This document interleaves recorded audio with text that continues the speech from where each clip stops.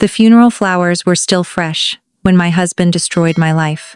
3 hours after we buried my brother, Daniel Ryan walked into our kitchen wearing the same black suit from the cemetery, loosened his tie, dropped a thick envelope onto the counter, and calmly said, "Sign the divorce papers, Emily. I'm leaving you for Vanessa." My heart nearly stopped. Vanessa was my brother's widow. Daniel had barely been in the ground for a few hours, and already my husband was talking about replacing me with the woman my brother once loved. Rain slammed against the windows while I stared at Ryan in disbelief, waiting for him to laugh, apologize, or tell me this was some cruel breakdown caused by grief. But he didn't. Instead, he poured himself a glass of bourbon, like a man discussing weekend plans, instead of destroying an 11-year marriage. Then he looked me straight in the eyes and admitted the affair had been happening for a while. In that moment, every memory twisted into something ugly. Every late-night business trip, every secret text message, every moment Vanessa laughed too hard at Ryan's jokes during family dinners suddenly made horrifying sense. My own husband had betrayed both me and my brother while Daniel was still alive.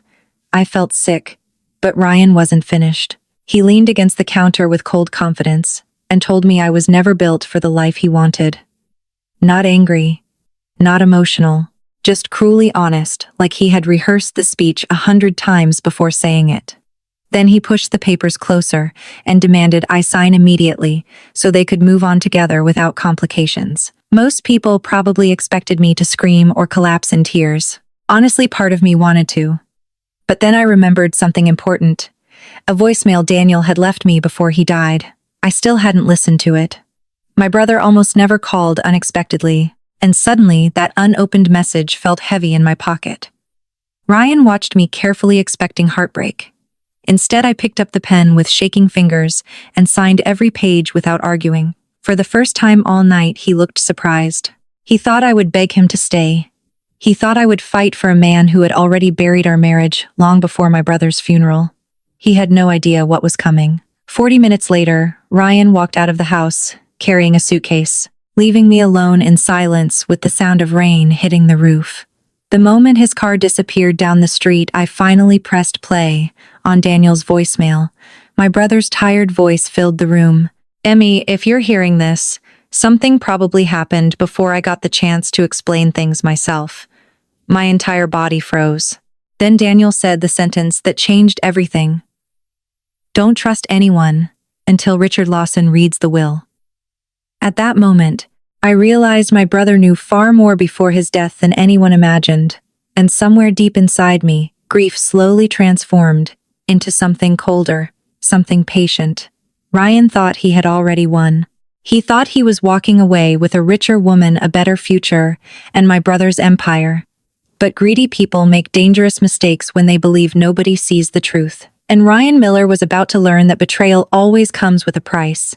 If this story shocked you already, make sure to subscribe and keep following for the next part, because what happened 30 days later left Ryan begging on his knees in the middle of a Chicago law office. Daniel Carter was supposed to be impossible to kill. That's what everyone kept saying after the funeral. He woke up before sunrise. Every morning ran through brutal Chicago winters. Like the cold couldn't touch him, never missed a medical checkup, never drank heavily, never gambled, never took stupid risks. My brother built his entire life around discipline and control. That's why the official story about his death never sat right with me. According to the police report, a drunk driver crossed the median outside Aurora during a rainstorm and slammed directly into Daniel's SUV.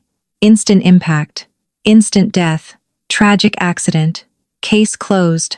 But the more I replayed everything after Ryan handed me those divorce papers, the more the details started crawling under my skin like splinters.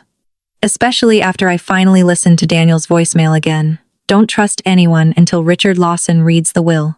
Not be careful. Not take care of yourself. Don't trust anyone. Those words haunted me for days. Because Daniel wasn't paranoid. He was methodical. If he left a warning behind, he had a reason. 3 days after Ryan left me, I drove to Carter Freight Solutions for the first time since the funeral. The headquarters felt colder than I remembered. Employees lowered their voices when I walked by, and several people avoided eye contact completely. Something was wrong in that building long before Daniel died. Megan, Daniel's longtime assistant, practically dragged me into a private conference room the moment she saw me. Emily, she whispered, nervously, Ryan's been acting like he owns the company already. My stomach tightened instantly. She told me Ryan had moved into Daniel's office almost immediately after the funeral. He had started attending executive meetings, reviewing confidential financial records, and even discussing future restructuring plans with upper management. Worse, Vanessa had been appearing at the office nearly every day beside him. Together, publicly, comfortably. It was happening too fast. Way too fast. People don't usually rebuild their lives 4 days after a funeral unless they were emotionally prepared beforehand. That realization hit me like ice water. Then Megan told me something else.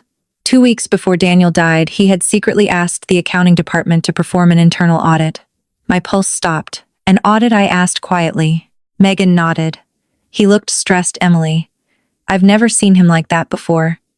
Suddenly, Daniel's voicemail sounded even darker. I walked straight to my brother's office, and the sight nearly made me sick. Ryan was sitting behind Daniel's desk wearing one of Daniel's expensive coats like he was already replacing him completely. He smiled when he saw me, but there was tension hidden underneath it now. Fear, tiny but real. I asked him directly if Daniel knew about the affair before he died. Ryan's face changed instantly. Just for a second. But guilty people always react before they think. That's not relevant, he snapped. Not relevant.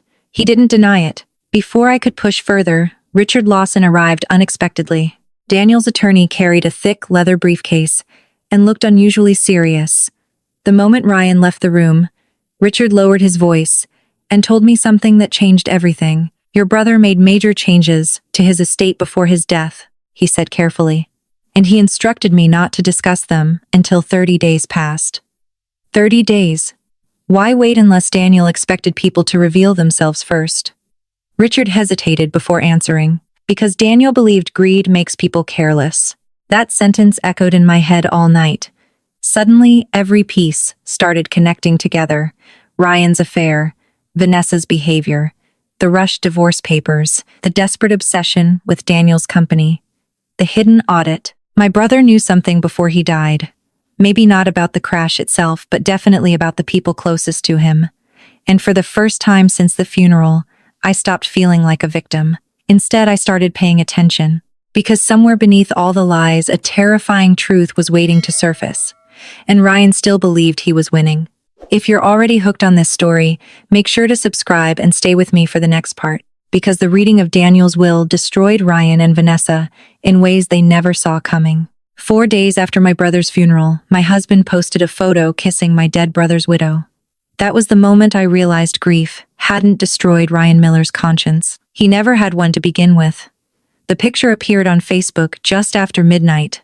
Vanessa sat on Ryan's lap inside a luxury restaurant in downtown Chicago, her hand resting against his chest while he smiled at the camera like a man, celebrating victory. The caption said, "New beginnings. New beginnings." Daniel had been buried less than a week earlier. I stared at the screen for almost a full minute, unable to breathe properly. Friends and business associates flooded the comments with heart emojis and congratulations, because nobody understood the truth yet. To everyone else, they looked like two grieving people finding comfort together after tragedy. But I knew better. Affairs leave fingerprints everywhere once you stop looking through the eyes of love. Suddenly, I remembered every strange moment from the past year. Vanessa disappearing with Ryan during company events, private jokes whispered across dinner tables, the way Ryan started dressing differently after Daniel promoted him again. Expensive watches, tailored suits, colder behavior toward me at home. He wasn't becoming successful. He was becoming someone who thought he deserved more than the life he already had. And Vanessa fed that hunger perfectly. 2 days later, Megan called me from the office, sounding furious. "Emily, you need to hear this," she whispered. Apparently, Ryan had started bringing Vanessa directly into executive meetings at Carter Freight Solutions. Not privately, publicly. He acted like she already belonged there. Several employees overheard Ryan discussing future leadership plans and possible company expansion once things settled legally.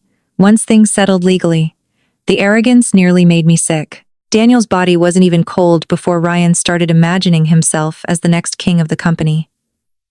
That afternoon, I drove past Daniel's house for the first time since the funeral. I told myself I just wanted closure. That was a lie. Deep down, I needed to see how far they had already gone. The moment I turned onto the street, my stomach twisted violently. Ryan's car sat in Daniel's driveway, beside Vanessa's Mercedes. Lights glowed warmly through the windows, while laughter drifted faintly from inside the house. Laughter. My brother filled that house with loyalty and generosity for years, and now the two people betraying him were drinking wine inside his living room, like they had been waiting for this life all along. I sat in my car across the street, gripping the steering wheel until my knuckles turned white.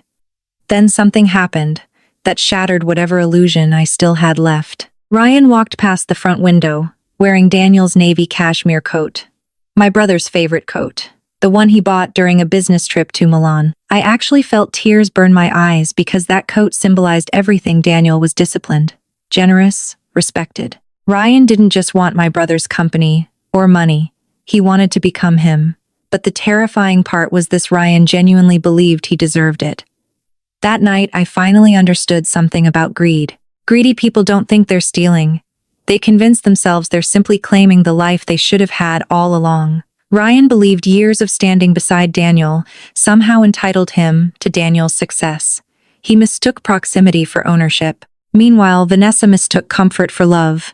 Together, they created a fantasy built entirely on betrayal. And fantasies collapse hard when reality finally arrives. Before going to sleep, I listened to Daniel's voicemail one more time. Don't trust anyone until Richard Lawson reads the will. This time, I noticed something different in his voice. Not fear. Sadness, like my brother already knew exactly what the people closest to him were capable of becoming. And somehow that hurt even more than the affair itself. If you think Ryan and Vanessa deserve karma for what they did, comment number 1 below. Because the truth waiting inside Daniel's will was far worse than either of them imagined. My husband thought divorcing me would make him rich.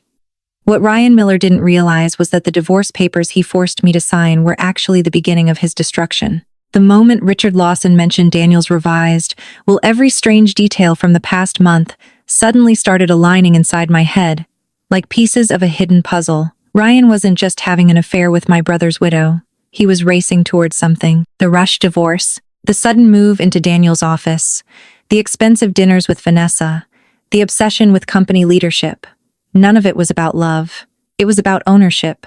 Ryan believed Vanessa had inherited Daniel's empire, and by attaching himself to her, he thought he could step directly into my brother's life. That realization changed everything. For days, I stayed quiet and watched carefully while Ryan and Vanessa grew more reckless. They stopped hiding in public completely. Photos appeared online almost daily now. Luxury hotels, rooftop restaurants, weekends at Lake Geneva, champagne glasses, raised beside fireplaces that once belonged to Daniel. The comments underneath made me physically sick. Perfect couple. True love always wins. People only see polished surfaces. They never notice the rot underneath until the entire structure collapses. At Carter Freight Solutions, Ryan acted like a man already crowned successor. Megan secretly updated me after nearly every executive meeting. Ryan had started reviewing confidential acquisition proposals and discussing future operational restructuring with department heads, despite having no legal authority to do so. Worse, he kept hinting that major changes were coming once estate matters finalized. Estate matters. Every time he used those words, my stomach tightened because Ryan wasn't grieving Daniel. He was waiting for inheritance paperwork to clear. One afternoon, I finally confronted Vanessa directly at the office. She stood near the executive coffee station wearing diamond earrings Daniel bought during their anniversary trip to New York. Seeing them on her now felt disturbing somehow, like she was decorating herself with stolen loyalty. Vanessa smiled when she noticed me approaching, but the warmth in her expression looked artificial. "Emily," she said softly, "I know this situation has been painful. Painful." That word nearly made me laugh. "How long?" I asked quietly. Her smile faded immediately. "What, you and Ryan?" How long? For a second I saw panic flicker behind her eyes. Then it vanished beneath practiced calm. "People grow apart, Emily. Sometimes feelings happen unexpectedly." Unexpectedly. My brother was barely buried, and she was already rewriting history. to justify betrayal. I stared at her for several seconds before asking the question that truly mattered. Did Daniel know? Vanessa froze. Completely. Her fingers tightened around the coffee cup so hard I thought it might crack.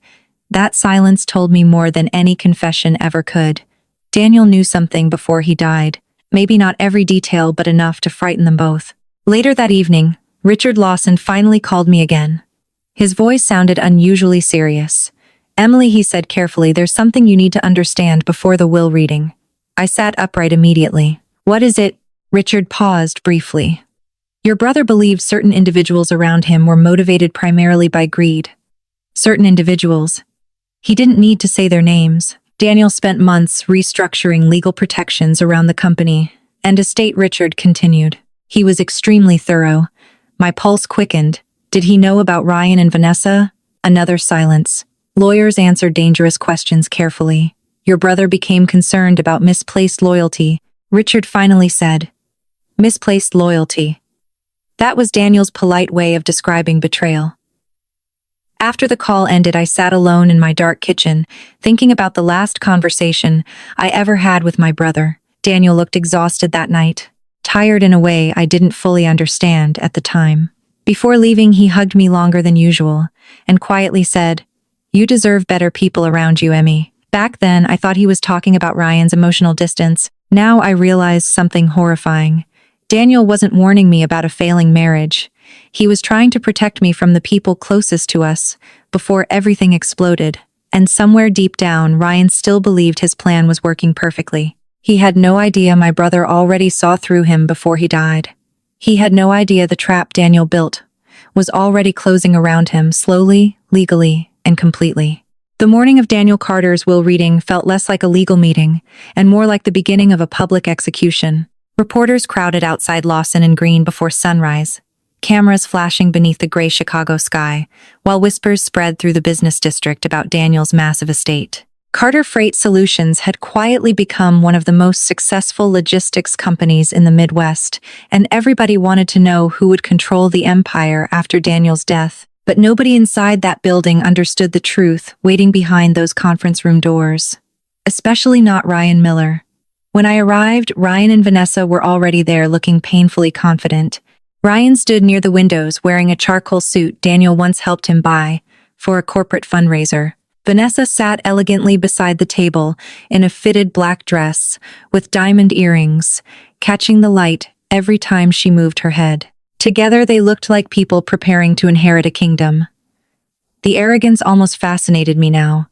They had spent the last month acting like victory already belonged to them. Ryan even smiled when he saw me walk into the room. "Emily," he said casually, "I hope you're holding up okay." Holding up. The man who destroyed my marriage and betrayed my dead brother was suddenly pretending to care about my emotional health. I ignored him completely and sat across the room in silence. A few minutes later, Richard Lawson entered carrying several thick folders. The atmosphere changed instantly.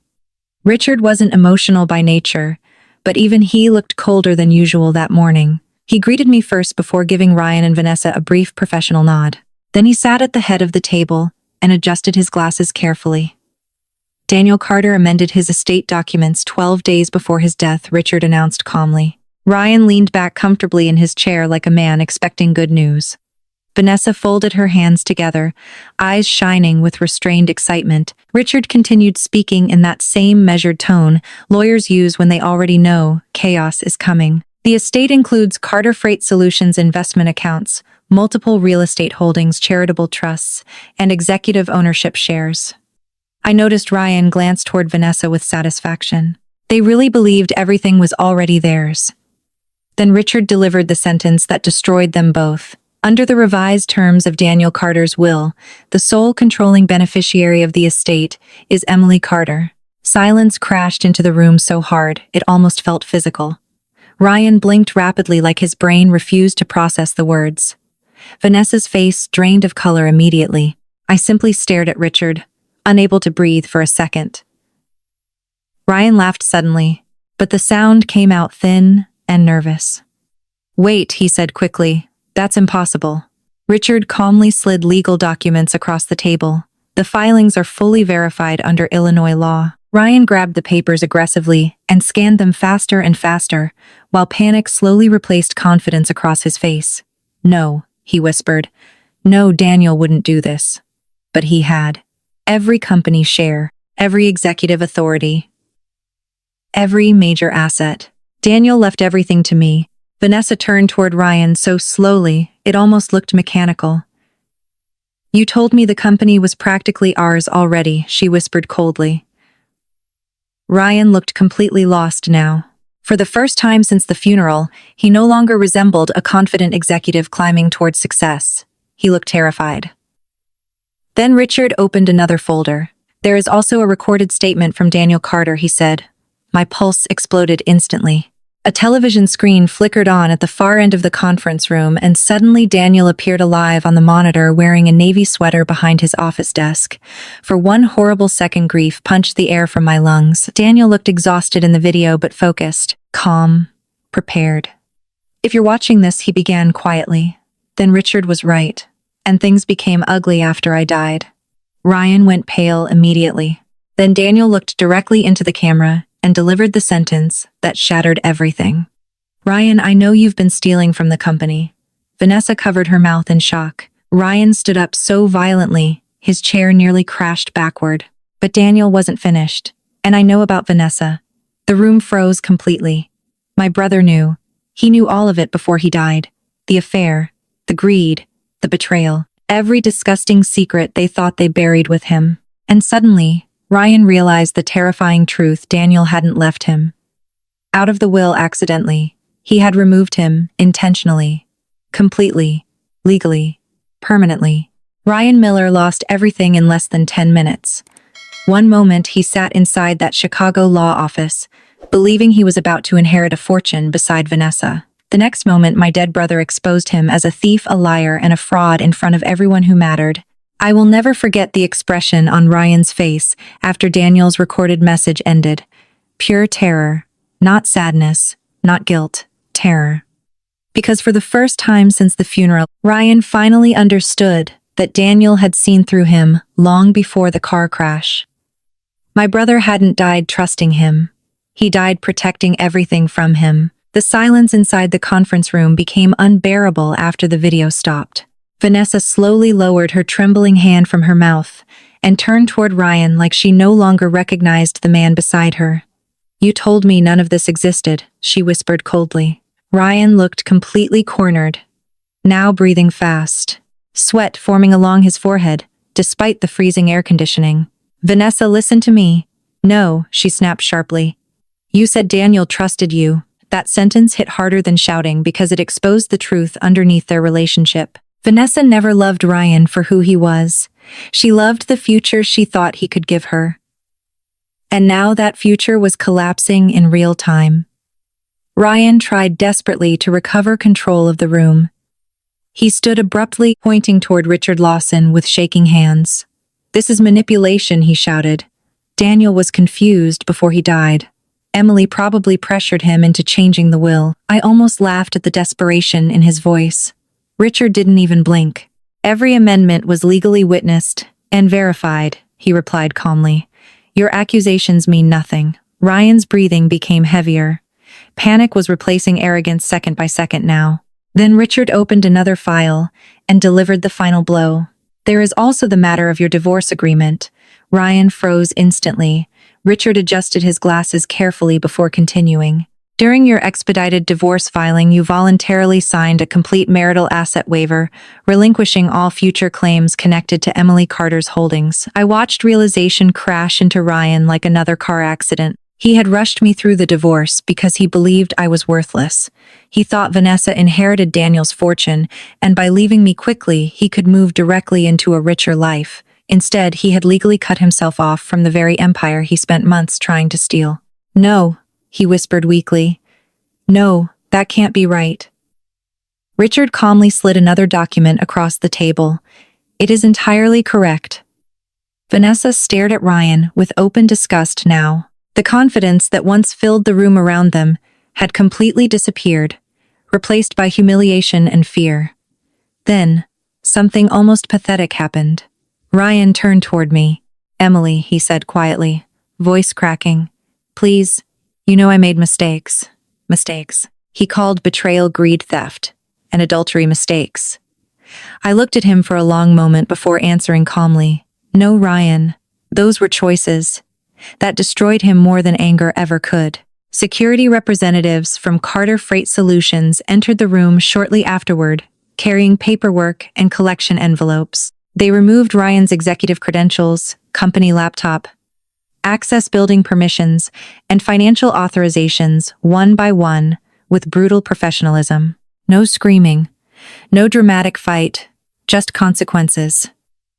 Ryan stood there helplessly while everything he spent years chasing disappeared, piece by piece in front of him. Vanessa quietly picked up her designer handbag and walked toward the door without even touching him. Vanessa, wait, Ryan begged desperately. She stopped briefly without turning around. You lied to me too, she said coldly. Then she left him there alone. That was the moment Ryan truly broke. Not when he lost the money. Not when he lost the company. When he realized the woman he betrayed everyone for was abandoning him just as quickly as she found him. Outside the building, reporters shouted questions, while cameras flashed endlessly. Ryan tried following me toward the elevator, but I stopped him with one sentence. You traded loyalty for greed, I said quietly. And greed always collects its debt. His face collapsed completely after that. Because deep down, Ryan finally understood something horrifying. Daniel had already defeated him before he died. If this story shocked, you don't forget to like and subscribe. Because what happened to Ryan after losing everything became even more heartbreaking than anyone expected. Everyone expected me to fail the moment I inherited Daniel Carter's company. That was the cruelest part of grief nobody talks about. People will comfort you at the funeral, hug you while you cry, promise they support you, then quietly place bets on how fast you collapse afterward, especially when you're a woman suddenly standing alone at the top of a multi-million-dollar company. The morning after Ryan lost everything, I walked into Carter Freight Solutions as the new controlling owner for the very first time, and I could feel the doubt before anyone even spoke. Executives glanced at me carefully during meetings. Employees lowered their voices when I passed by. Some people looked sympathetic. Others looked nervous. A few clearly wondered whether Daniel's grieving younger sister was capable of leading the empire he spent decades building. Honestly, part of me wondered the same thing. The first week terrified me. I barely slept. Every contract felt overwhelming. Every financial report looked like another opportunity to fail publicly. But grief changes people in strange ways. Sometimes pain doesn't destroy you. Sometimes it burns away the version of yourself that spent too long doubting your own strength. Daniel had involved me in the business for years. I understood payroll structures, operations, client relations, freight systems. I just never believed my knowledge mattered, because louder people like Ryan always dominated the room. Now Ryan was gone, and suddenly the company became quiet enough for me to hear myself think. Instead of pretending I knew everything, I started listening carefully. I arrived before sunrise almost every morning and walked through the warehouses personally. Joliet, Rockford, Aurora. I shook hands with drivers, ate lunch beside dispatchers, sat with accounting teams long after meetings ended. Slowly, people stopped looking at me like Daniel's sister and started looking at me like someone who genuinely cared about the company surviving. One rainy afternoon, an older warehouse supervisor named Harold stopped me near the loading docks. You know why people trusted Daniel? He asked. I smiled faintly. Because he was smart, Harold laughed softly. No, because he made people feel like they mattered. That sentence stayed with me for days. Ryan wanted the company to make him feel important. Daniel wanted the company to protect the people inside it. That was the difference between ambition and leadership. And for the first time in my life, I realized I understood my brother far more than Ryan ever did. Weeks passed, and something unexpected started happening.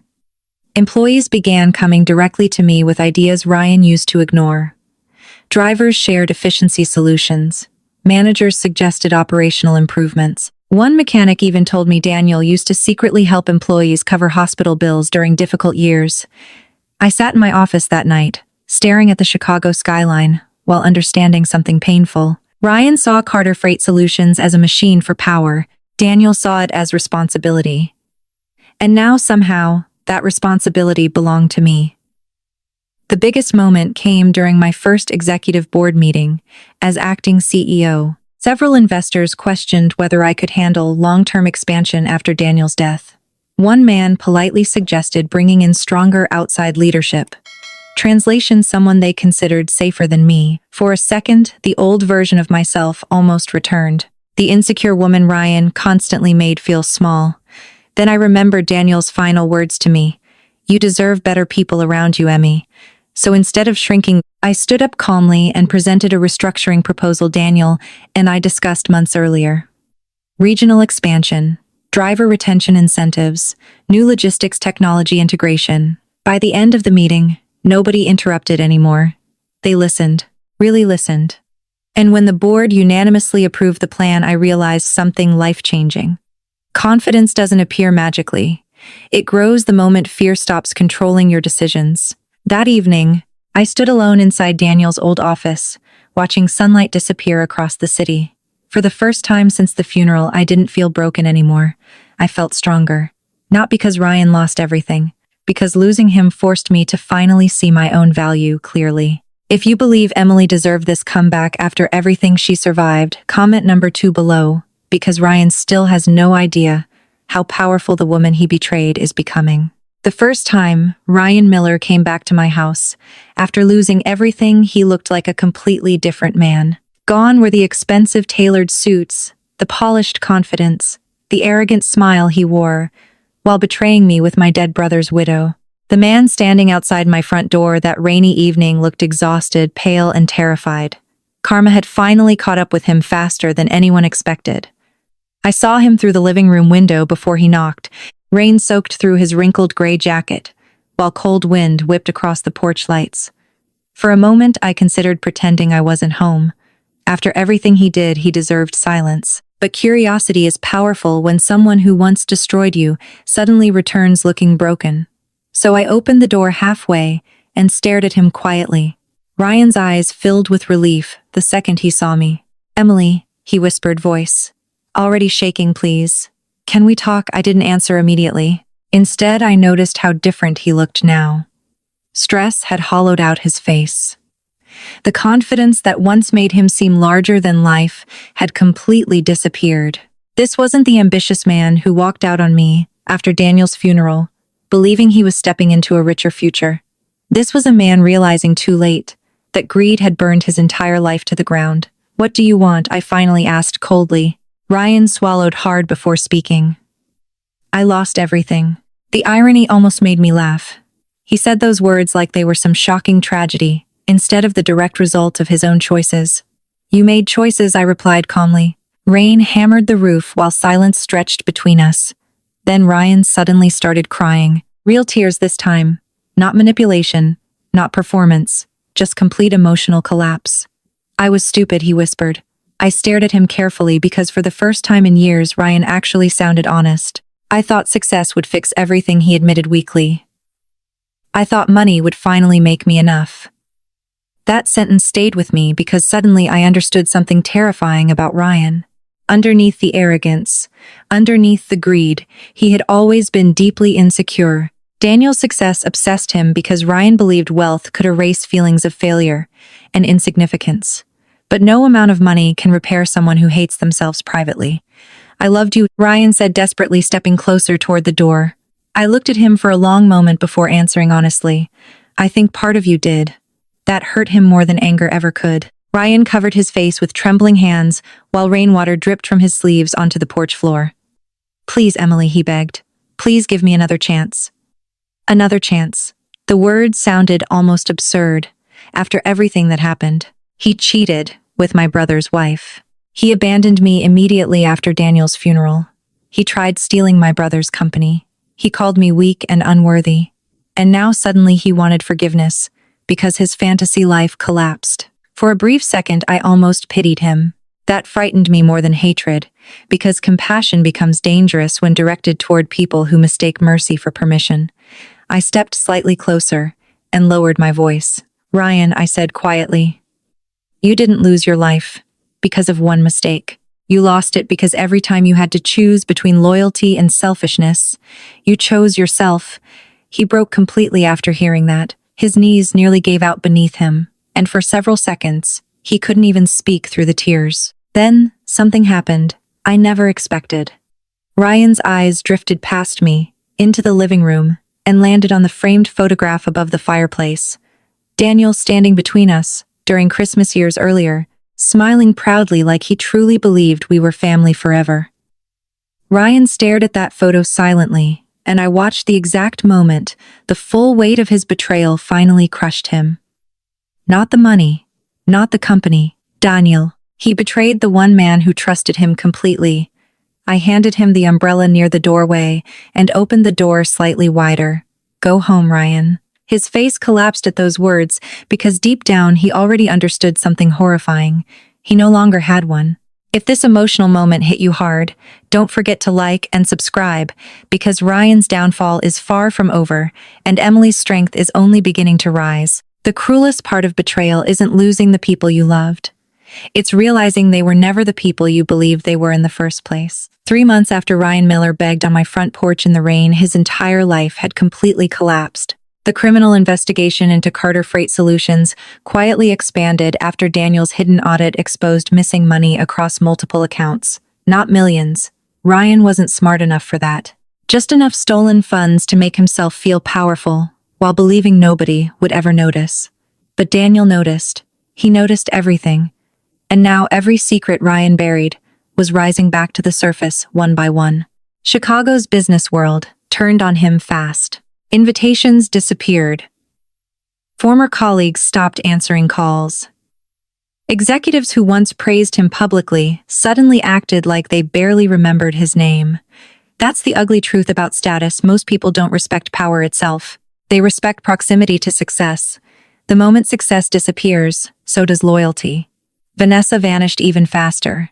According to Megan, she moved out of Daniel's old house less than a week after the will reading. Apparently, their perfect relationship survived exactly 9 days after learning the company and fortune belonged to me instead. 9 days.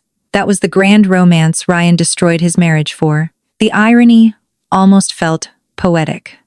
Meanwhile, I buried myself inside Carter Freight Solutions completely. Fear drove me at first. Fear of failing Daniel. Fear of disappointing employees depending on the company for their livelihoods. Fear that everyone secretly believed Ryan was right about me being weak. But over time, fear changed shape. It became discipline, then confidence. I started rebuilding not just the company, but myself. Every morning before sunrise, I walked through warehouses reviewing operations personally. Drivers started greeting me warmly, the same way they once greeted Daniel. Managers began trusting my decisions without hesitation. One afternoon, a dispatcher named Harold smiled at me near the loading docks and said something I never forgot. "Your brother built this company with loyalty," he said. "You're keeping it alive with heart."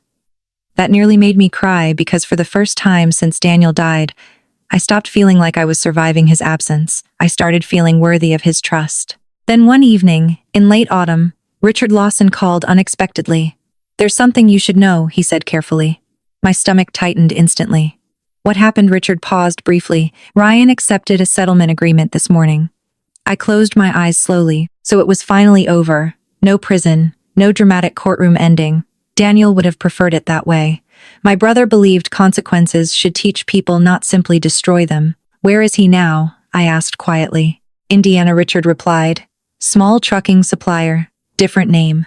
Different name." Ryan had spent years trying to become someone important. Now he was hiding from the ruins of his own choices. After the call ended, I sat alone in Daniel's office, watching snow fall slowly over downtown Chicago. The city lights blurred softly against the windows while memories flooded back all at once. Daniel teaching me how to ride a bike.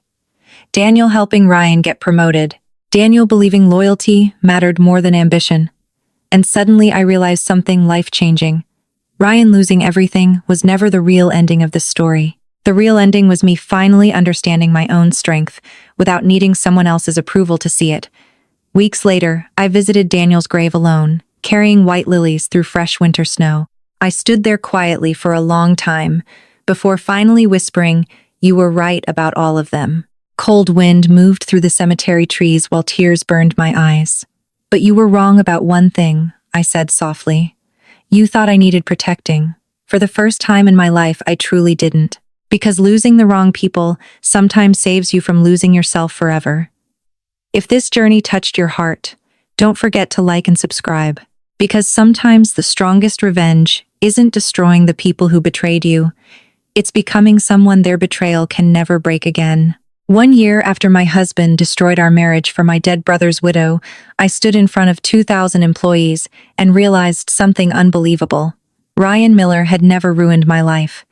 He accidentally saved it. The anniversary celebration for Carter Freight Solutions filled an enormous convention hall in downtown Chicago, with drivers, managers, warehouse teams, executives, and families from across 6 states. Daniel used to host this event every year because he believed companies should feel like communities, not machines. Standing backstage before my speech, I looked across the crowd and suddenly felt his presence everywhere. In the laughter, in the loyalty, in the people whose lives he quietly changed while expecting nothing in return. 1 year earlier, I could barely survive a single conversation without falling apart. Now I was leading the company my brother spent decades building. Not because life became easier, because betrayal forced me to become stronger than I ever imagined possible. As the lights dimmed and my name appeared on the giant screen behind the stage, applause erupted throughout the hall. The sound nearly overwhelmed me. For a second, memories crashed through my mind all at once. Ryan handing me divorce papers hours after Daniel's funeral. Vanessa sitting beside him believing they had already won. The humiliation, the grief, the fear. Then another memory replaced them. Daniel's final voicemail, "Don't trust anyone until Richard Lawson reads the will." My brother didn't just leave me a company. He left me the chance to finally see myself clearly. I walked toward the microphone slowly, while cameras flashed across the room. The audience quieted, almost immediately. A year ago, I began softly. I thought my entire life had ended. Complete silence filled the hall. I lost my brother. I lost my marriage. And honestly, I thought I had lost myself too. Several employees lowered their heads quietly because they remembered how broken I looked after Daniel died. But then I smiled faintly. What I didn't understand back then, I continued, was that losing the wrong people can sometimes reveal the strongest version of yourself. Applause started softly before spreading across the ballroom. I looked toward the front table where Harold, Megan, Richard Lawson, and several longtime employees sat smiling proudly. Those people helped rebuild me when I barely believed I could stand again. Daniel once told me, "Leadership isn't about power," I said. "It's about responsibility, taking care of people even when life becomes difficult." That sentence hit the room hard because everyone there knew Daniel lived exactly that way. Then I announced the launch of the Daniel Carter Foundation Expansion Program. Full scholarships for employee families, emergency medical support funds, mental health assistance programs for drivers spending weeks away from home. By the time I finished explaining the initiative, several employees were openly crying. Not because of money, because someone remembered they mattered. That was Daniel's real legacy. And finally, it became mine, too. After the event ended, I slipped outside alone onto the rooftop terrace overlooking the Chicago skyline. Cold winter air moved gently across the city lights, while snow drifted softly through the darkness. For the first time in years, my life felt peaceful. Not perfect. Peaceful. There's a difference. My phone buzzed quietly in my coat pocket a few minutes later. A text message from an unknown number. "I saw the news tonight. You look happy. I'm glad you survived everything." Ryan, I stared at the message for several seconds before slowly locking the screen again.